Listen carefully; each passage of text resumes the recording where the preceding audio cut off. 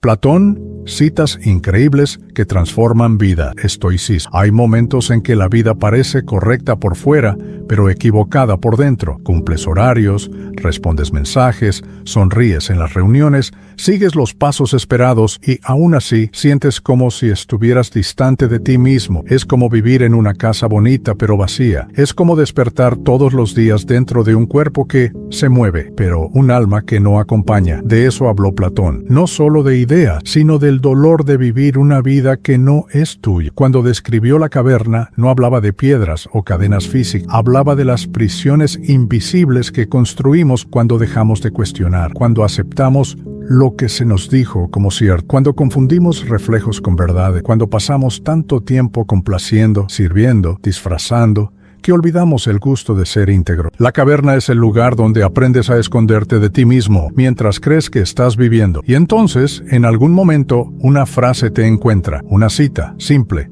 pero certera, que toca justo donde duele, que enciende algo, que te desconcierta, pero te alinea. Platón decía que el cuerpo es la prisión del alma. Y quizás, en el fondo, lo que quería decir es que hay elecciones, posturas, patrones, que convierten nuestra propia presencia en un lugar de cautiverio. Séneca, con la precisión de quien conoce el alma humana, escribió: «Nada es más cruel que vivir una vida larga y superficial». Y de eso hablamos aquí, de un vacío que se disfraza de estabilidad, de una existencia que se cumple, pero no se siente, de un cansancio que no viene del hacer, sino del no ser. Marco Aurelio, con su serena sobriedad, completaría: «El alma se tiñe del color de sus pensamientos». Y si solo te has alimentado de obligaciones, exigencias, distracciones, no es de extrañar que te sientas agotado, desconectado, ausente de ti mismo. Este video es una invitación, no para huir, sino para ver lo que has estado evitando, porque a veces una cita es más que palabra, es una lámpara encendida al final del túnel, no para sacarte del dolor, sino para mostrarte lo que quiere revelar. La salida de la caverna comienza con una mirada honesta, comienza ahora, dentro de ti. 1. El cuerpo es la prisión del alma, no es solo el cuerpo, es el empleo que te agota, pero continúas. Es la relación que te silencia, pero insiste. Es el papel que representas todos los días, el que agrada, el que resuelve, el que aguanta, pero ya no reconoces como tuyo. La prisión es sutil y por eso tan peligrosa, porque se confunde con rutina, con deber, con estabilidad, pero lo que está estable es tu silencio, es la ausencia de ti mismo dentro de tu propia vida. Platón habló de esta prisión como algo que nos impide acceder a lo que somos de verdad, y lo más doloroso es que muchas veces quienes giran la llave somos nosotros mismos, por miedo a decepcionar, por vergüenza a cambiar, por hábito de obedecer, porque aprendimos demasiado pronto que sentir demasiado estorba, que querer demasiado incomoda, que ser auténtico es demasiado arriesgado, pero el alma no olvida, susurra en las pausas, pesa en el pecho, se queja en las noches en que todo parece correcto, pero el vacío no. Séneca entendería esta incomodidad. Diría que cuando el alma enferma, el cuerpo grita, y no con dolor físico, sino con falta de voluntad, con falta de brillo, con ese cansancio que no pasa con el descanso, que no viene del cansancio físico, sino de la desconexión interior. Epicteto preguntaría: ¿qué en ti está pidiendo liberación? Pero tú insistes en llamar compromiso. ¿Qué sostienes como deber, pero que en el fondo es prisión que repites todos los días? Pero que si tuvieras la libertad de elegir de nuevo, ya no elegirías. Esta cita de Platón es un espejo que no acusa, sino que revela lo que ya no te sirve, lo que soportas por lealtad, pero que solo te disminuye. Y quizás el primer paso no sea romper, sino ver con sinceridad, con presencia, con valentía, porque la verdadera libertad comienza dentro. Y antes de salir de cualquier lugar, es necesario salir de dentro del personaje que aprendiste a ser, y recordar el alma que aún vive ahí, silenciosa, pero intacta, esperando ser escuchada. 2. La mayor pena para el que no se interesa por la política es ser gobernado por alguien inferior. A primera vista parece una frase sobre gobierno, sobre sistema, pero en el fondo es sobre silencio, sobre ausencia, sobre el costo de alejarse demasiado, porque cuando te callas alguien habla por ti, cuando te retraes alguien ocupa el espacio, cuando evitas conflictos alguien define por ti dónde empieza y dónde termina tu valor, y no siempre ese alguien es justo, ni siempre es digno. Platón estaba diciendo que el precio de la omisión es ser conducido por quien no ve tu alma. Y esto se aplica a todo, al trabajo donde nunca impusiste un límite y hoy te sientes utilizado, a la amistad donde siempre cediste y ahora solo existe cuando sirve, a la relación donde evitas discusiones y por eso dejaste de existir. Existe una diferencia sutil entre paz y sumisión. La primera exige madurez, la segunda, miedo. Cicerón, que entendía el alma humana, diría: no basta con ser bueno. Es necesario tener el valor de posicionarse, porque incluso la bondad sin límite se convierte en servidumbre. Incluso el amor sin claridad se convierte en anulación. La trampa de la apatía emocional es esta: te convences de que estás evitando dolor, pero en realidad estás acumulando heridas silenciosas. Crees que estás manteniendo la armonía, pero estás sacrificando tu propia voz. Crees que estás siendo maduro, pero en el fondo estás siendo conducido por quien no respeta tu espacio. Y lo más triste es que cuanto más te omites, más pierdes la referencia de quién eres. Empiezas a encontrar normal que te ignoren. Empiezas a llamar paz a lo que es opresión disfrazada. Empiezas a dudar de ti mismo porque nadie más. Pero la verdad es que la dignidad no necesita ser gritada, solo necesita ser recordada. Recordada en el gesto de no aceptar migajas, en el silencio firme de quien rechaza la manipulación, en la postura de quien, incluso cansado, no se doblega. Platón no escribió esta frase para enseñarte a discutir política. La escribió para recordarte que si no lideras tu propia vida, alguien la liderará por ti.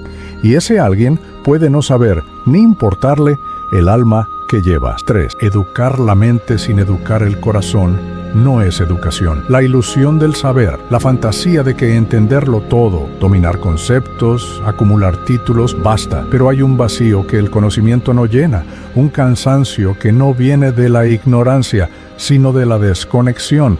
Porque saber no es lo mismo que sentir, y el mundo está lleno de personas que saben mucho, pero que no ven a nadie, ni siquiera a sí misma. Platón hablaba de una educación que va más allá del razonamiento, que toca lo íntimo, que enseña a ser, no solo a parecer. Y eso se perdió. Nos enseñan a ganar debates, pero no a escuchar con empatía, a planificar metas, pero no a lidiar con el luto, a resolver problemas, pero no a sostener el silencio, a hablar bonito y sentir superficial. La consecuencia: relaciones con teorías pero sin presencia, decisiones racionales pero fría, vidas organizadas por fuera pero con almas que se encogen por dentro. Porque educar el corazón exige vulnerabilidad, exige pausa, exige humildad para admitir que lo que sientes también importa, que tu ira dice algo, que tu tristeza carga verdades, que tu alegría merece espacio. Séneca lo sabía. Él decía: sabio no es el que lee mucho, sino el que siente profundamente lo que aprende, porque es el sentir lo que transforma.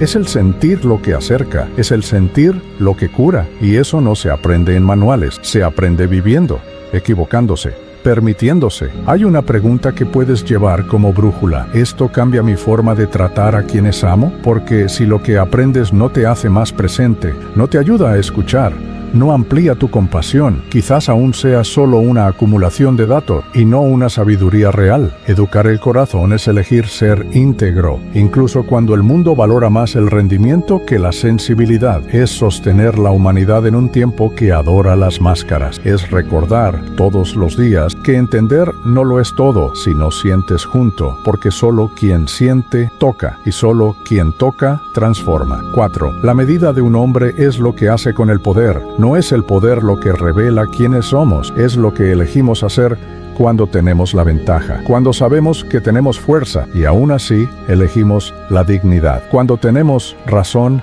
y aún así elegimos la escucha, cuando podemos vencer pero elegimos no herir. Platón nos invita a mirar los bastidores de nuestra fuerza, porque tener poder no significa tener control sobre el otro, significa tener dominio sobre uno mismo. Y es ahí donde muchos se pierden. Cuando finalmente sienten que tienen el control, se vengan. Usan el silencio como castigo, la indiferencia como arma, la superioridad como escudo. Pero esto no es fuerza, esto es reacción, es defensa disfrazada de autoridad, es dolor antiguo enmascarado de sabiduría. La verdadera medida está en cómo usamos el poder que tenemos, incluso el más simple, el poder de callar, de decidir, de influenciar, de cuidar. Marco Aurelio, en su introspección estoica, entendería esto con perfección. Él, que tuvo todo un imperio en sus manos, escribió: el alma se tiñe del color de sus pensamientos. Si alimentas tu poder con resentimiento, se vuelve veneno. Si lo alimentas con lucidez, se convierte en guía. Si lo alimentas con compasión, se convierte en sanación. La trampa es usar el poder para reafirmar el dolor, para mostrar que ahora tú mandas, que ahora puedes hacer que el otro sienta lo que tú sentiste. Pero el estoico verdadero no devuelve el mismo veneno. Él transforma, no desciende al nivel de quien lo hirió, asciende al nivel de su propia integridad. Y quizás sea este el desafío más grande: no dejar que el dolor nos transforme en quienes nos hirieron. Usar el poder no para repetir patrones, sino para romperlo, para mostrar que hay otro camino, más firme, más justo, más humano. Lo que haces con lo que puedes controlar es lo que realmente te define, porque el poder que libera es el que ejerces sobre ti mismo, sobre tu reacción, tu elección, tu presencia, y ese nadie te lo puede. 5. No hay nadie tan odiado como el que dice la verdad. Decir la verdad duele, no solo para quien escucha, sino, a menudo, para quien tiene el valor de hablar, porque decir la verdad es correr el riesgo de ser malinterpretado, de ser apartado, de ser etiquetado como insensible, cuando en realidad simplemente ya no puedes mentirte a ti mismo. Platón no hablaba de una verdad arrogante, él hablaba de la verdad que sostiene el alma, aquella que brota después de mucho silencio, después de mucha negación, aquella que, cuando se dice, cambia el ambiente de un lugar, estremece vínculos frágiles, rompe acuerdos invisibles de conveniencia, pero también libera. El problema es que, en un mundo que valora más la apariencia que la esencia, la verdad asusta, porque la verdad desenmascara. La verdad ilumina, la verdad obliga al otro a mirarse, y no todos quieren ver, no todos están listos para admitir lo que hay detrás de la sonrisa, del hábito, del control. Epicteto, con su firmeza tranquila, decía: prefiere la verdad que hiere a la ilusión que adormece, porque la ilusión puede incluso reconfortar por un tiempo, pero cuesta caro, cuesta identidad, cuesta paz, cuesta tiempo, y nada es más angustiante que vivir una vida donde necesitas esconder lo que sientes para mantener lo que tiene. Existe una pregunta que puede doler, pero necesita ser hecha. ¿Qué estás evitando decir por miedo a perder? ¿Y qué ya perdiste por nunca haberlo dicho? Porque a veces el silencio preserva vínculos que ya murieron. Y la palabra honesta, por más dolorosa, es el inicio de un nuevo tipo de presencia, más limpia, más real. Decir la verdad es solitario, pero también es liberador, porque aunque duela, aunque incomode, aunque te aleje, la verdad alinea, la verdad purifica, la verdad te devuelve a ti mismo, y al final,